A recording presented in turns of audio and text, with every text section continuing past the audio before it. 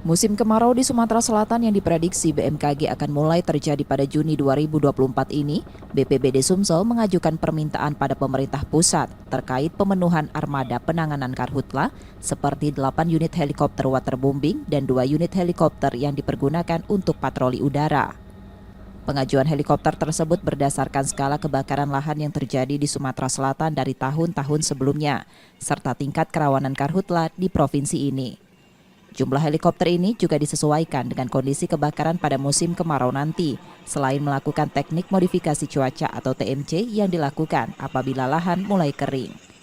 Kepala Bidang Kedaruratan Bencana BPBD Sumsel menyatakan, Sumsel saat ini belum terpantau titik api dan baru 4 kabupaten, masing-masing Ogan Komering Ilir, Ogan Ilir, Musi Banyu Asin, dan Banyu Asin yang sudah menetapkan status siaga darurat karhutla dari 12 wilayah yang ditetapkan rawan karhutla.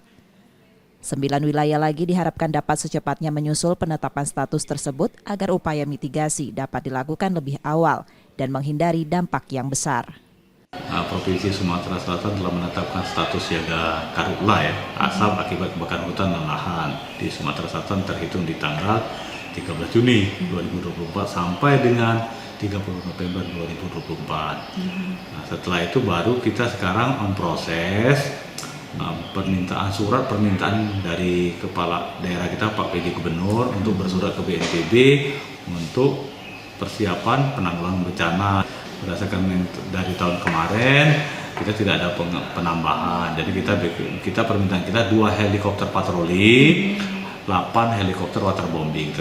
Setelah 4 kabupaten menetapkan status siaga darurat karhutla, Sumsel pun kemudian menetapkan status yang sama untuk tingkat provinsi, yang dalam waktu dekat akan menggelar apel persiapan penanganan karhutla. Reski Oktora, Muklas Diferensial, Kompas TV, Palembang, Sumatera Selatan.